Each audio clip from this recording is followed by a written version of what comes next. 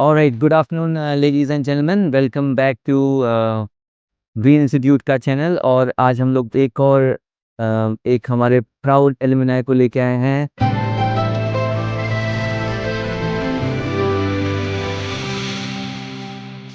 तो इनका नाम है मनीष मनराल। मनीष जो है वो कोटाबाग के हैं और बहुत ही हैप्पी न्यूज़ है हम लोग के लिए कि मनीष फ्लाई कर रहे हैं Mauritius as a bartender. Okay, तो आज हम लोग जानते हैं कि भाई कैसे इन्होंने अपनी जर्नी स्टार्ट की, कैसे ये आज बारटेंडर बन गए। क्योंकि बहुत सारे स्टूडेंट्स के सवाल आते हैं कि भाई बारटेंडर कैसे बना जाए या मुझे बारटेंडिंग कोर्स करनी है। ओके, मनीष ने यहाँ से डिप्लोमा किया था। डिप्लोमा के बाद वो आईटीसी ग्रैंड में इन्होंने काम किया और आज ये फ्लाई कर रहे हैं। तो जानते हैं मनीष से। मनीष, प्लीज़ थोड़ा सा अपने बारे में बताइए हमको। Thank you sir. पहले तो बहुत बहुत थैंक यू आपका, जो आपने हमें यहाँ पे सिखाया और जो भी चीज़ें आपने हमें यहाँ पे बताई।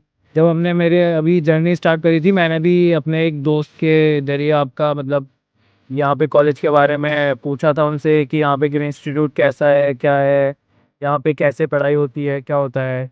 तो उन्होंने मुझे यहाँ पे के लिए उन्हें रेफ़र किया था कि मेरा मतलब बताया उन्होंने मुझे कि यहाँ पे अच्छी पढ़ाई है और यहाँ पे आउट ऑफ के लिए भी दिया जाता है, मतलब आउट ऑफ भी आपको मिलता है, ट्रेनिंग के लिए भी मिलता है, जॉब बेसिस भी मिलता है।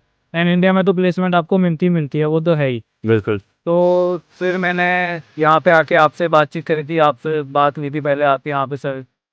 तो यहाँ से मेरी जर्नी का जो है स्टार्टिंग की, जो मैंने पूछा था अपने दोस्त से, और उसके बाद से मैंने एडमिशन लिया। फिर मैंने अपने यहाँ पे जो है क्लासेस ली, वो कंप्लीट किया। उसके बाद से मैंने यहाँ से आईटीसी ग्रैंड भारत में जो है ट्रेनिंग के लिए गया।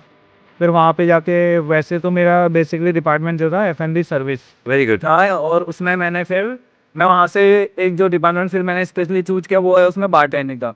आता तो एफ&डी सर्विस तो मैं बार और वो सेफ किया बिल्कुल दोनों में, बट बिल्कुल। बारटेंडिंग थोड़ा आगे क्योंकि बहुत सारे बच्चे पूछते हैं कि मुझे सिर्फ बारटेंडिंग का कोर्स करना है या वो बोलते हैं मुझे बारटेंडर बनना है। तो मैं उनको समझाता हूँ कि भाई कि बारटेंडिंग एफ&बी सर्विस के अंदर ही आता है। हाँ तो आप बताना चाहेंगे बच्चों की कि यार आप बारटेंडर बनना बहुत ईजी है, आपको सिर्फ एक डिपार्टमेंट डिपार्टमेंट चूज करना है कि आपको स्पेशली बार में ही जाना है। बिल्कुल। ये नहीं कि आपको सर्विस में आना है, आपने सर्विस करनी है या आप ये चीज़ कर रहे हैं। आप एक स्पेशली उसमें डिपार्टमेंट चूज कर सकते हैं। आप बोल सकते हैं कि जैसे आप ट्रेनिंग में गए, आप वहाँ पे बार की ट्रेनिंग करिए। आप बोल रहे हो कि मेरे को सर्विस में नहीं करना है, तो मैंने भी इसलिए वही किया। वहाँ पे जाके जब मैं आईटीसी में गया तो मैंने वहाँ पे जो मेरे सीनियर्स थे, मैनेजर्स थे, असिस्टेंट मैनेजर थे, मैंने उनको बोला कि सर मेरे को स्पेशली बार में डालिए, मैंने बार में काम करना है। बिल्कुल, अगर आप अपने सीनियर से रिक्वेस्ट करते हैं कि सर मुझे जो है मैंने होटल मैनेजमेंट किया और मेरा dream to be I want to be a bartender, तो कोई आपको मना नहीं करेगा ट्रेनिंग के लिए, है कि नहीं? फॉर श्योर लोग बहुत सपोर्ट करते हैं और आईटीसी ग्रैंड भारत तो बहुत अच्छा होटल भी है। लग्जरी तो परफेक्ट। तो मुझे बताओ यार कि इंटरनेशनल प्लेसमेंट्स के लिए या उसके इंटरव्यू क्रैक करने के लिए हमें क्या-क्या चाहिए जो यंग बच्चे आ रहे हैं? ये सबसे पहले तो इंटरनेशनल के लिए हमको सबसे पहले क्या है कि हमें इंट्रोडक्शन अपना जो रखना पड़ता है, वो सबसे बेस्ट वही हमारा इंट्रोडक्शन जो जितना अच्छा रहेगा। हाँ, और सेकंड नंबर पे है, अगर आपको काम थोड़ा कम भी है, अभी आपने ट्रेनिंग ही की है, हाँ। तो आप उतने एकदम एक्सपर्ट नहीं है। आपने 6 मंथ की ट्रेनिंग की मान लिया मिनिमम, या 4 मंथ्स की आईटी या वो जेटी जो भी की, तो आप उतने वो नहीं है, तो ट्रेन नहीं है, तो इसलिए आप थोड़े अपने नॉलेज रखिए ज़्यादा। बिल्कुल। नॉलेज के बेसिस पे ज़्यादा काम हो सकता है।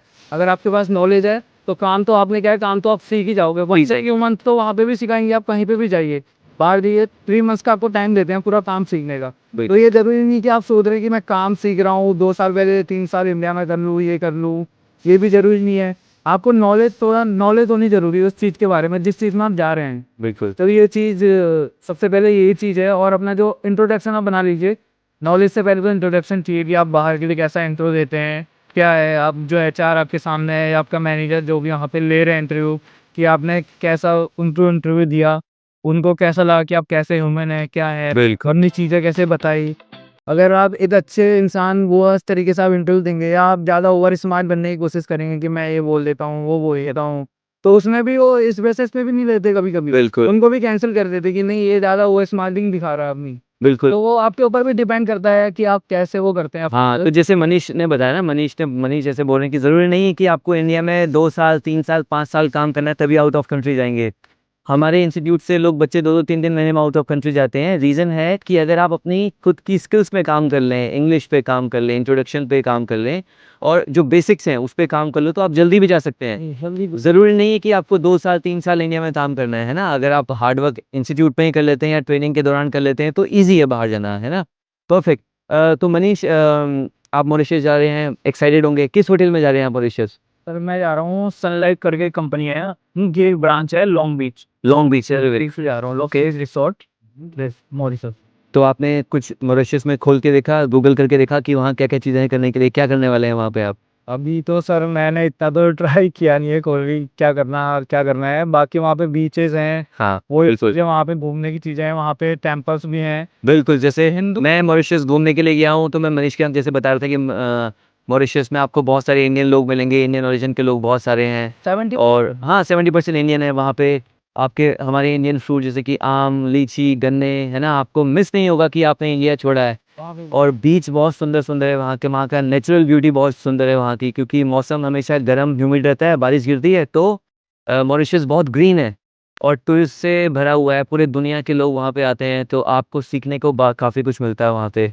Perfect Manish all the best आपको, है ना? मज़े करेंगे आप वहाँ पे और अच्छा बताइए तो जो यंग बच्चे आ रहे हैं, जो भी 12th क्लास में हैं, जो होटल मैनेजमेंट के बारे में सोच रहे हैं, तो आप बताइए कि यार होटल मैनेजमेंट को हमें एक ऑप्शन लेना चाहिए कि फ़ौज में भर्ती नहीं हुए या हमने ये जॉब नहीं निकाली, वो जॉब नहीं निकाली, तो अब कुछ नहीं बचा तो होटल मैनेजमेंट कर लो। एक तो ऑप्शन ये हो गया। दूसरा कि होटल मैनेजमेंट को हमें टॉप प्रायोरिटी पे लेना चाहिए। टॉप प्रायोरिटी में लेना चाहिए मेरे हिसाब से, क्योंकि मैंने भी अपने जो है भर्ती के चक्कर में, आर्मी के चक्कर में, कुछ और करूँगा उसके चक्कर में, मैंने अपने 2 से 3 साल वेस्ट की। देखिए मुझे उसका कोई फ़ायदा नहीं हुआ। अभी तक अगर मैंने वो कर लिया होता तो आप अभी तक बहुत आगे तो पहुँच चुके होते। असिस्टेंट मैनेजर की क्या पता वो पोस्ट भी हो सकती है, उससे नीचे कैप्टन की भी पोस्ट हो सकती है। मतलब मैं ग्रो कर गया होता अभी तक अच्छा खासा। बिल्कुल। अभी जो मैं अब बाहर जा रहा हूँ क्या पता मैं 2 साल पहले बाहर पहले आ गया था। तो यही हम लोग हर एक को बोलते हैं कि भाई आप बिल्कुल फ़ौज में जाइए, हम बहुत ज़रूरी है, ओके? आप बिल्कुल गवर्नमेंट जॉब्स की प्रिपरेशन कीजिए, आप जो एग्ज़ाम प्रिपरेशन कर रहे हैं उसकी प्रिपरेशन कीजिए, पर आपको टाइम लिमिट या आपको ना आपके टाइम की वैल्यू पता होनी चाहिए। तैयारी बोलते हैं, आप अपना टाइम मत वेस्ट कीजिए, ओके? आपको ऐसे कोर्सेज़ चूज़ करने हैं जो जॉब ओरिएंटेड क्विक कोर्सेज़ हों, ओके? होटल मैनेजमेंट को ऑप्शन नहीं देना चाहिए। टूरिज़्म इंडस्ट्री बहुत तेज़ी से भाग रही है। यहाँ पे क्या था हमारे उत्तराखंड में यही है कि होटल मैनेजमेंट को लास्ट में रख दिया। हाँ, अगर एक ऑप्शन है क्योंकि बहुत सारे इंस्टीट्यूट का मानना ये है कि जिस उस बच्चे को पकड़ो जिसको बोलना नहीं आता है और ड्रीम इंस्टीट्यूट को ऐसे बच्चे चाहिए जो बोलने में तेज़ हों, जो आगे बढ़ना चाहते हैं, जिनमें वो एनर्जी है कि वो इंग्लिश में कर लेंगे, हार्ड वर्क कर लेंगे, है ना? अगर आप डरते रहेंगे तो फिर आप एंट्री पोज़ीशन लेके कहीं नहीं जा पाएँगे, है ना? यही चीज़ है। ठीक है Manish, thank you so much. हम यही वो करेंगे कि आप हमसे जुड़े रहें और आगे बढ़ें और नेक्स्ट टाइम आके हम अच्छे से और मिलें, ठीक है? ऑल द बेस्ट आपको। Thank you so much. तो मिलते हैं नेक्स्ट एपिसोड में और एडमिशन्स ओपन है जैसे कि आपको पता है, कांटेक्ट कीजिए। मनीष का मैं इंस्टाग्राम आईडी इसी में डाल देता हूँ। अगर आपको मन में कोई भी क्वेश्चन हो मनीष से कि भैया कैसे जाते हैं, कैसे उन्होंने इंग्लिश में काम किया, कैसे वो बारटेंडर बने, कैसे वो मॉरिशस जैसी कंट्री में अपना करियर बनाने के लिए जा रहे हैं, तो मनीष यस बिज़ी रहेंगे पर अगर आप मैसेज करेंगे तो मनीष टाइम निकाल के फॉर श्योर आपको भी हेल्प करने की कोशिश करेंगे। बिल्कुल अवेलेबल हैं जब परफेक्ट। हाँ, तो मैं मनीष की आईडी यहाँ पे डाल रहा हूँ। ऑल द बेस्ट आप सभी लोग को और मिलते हैं नए वीडियो में।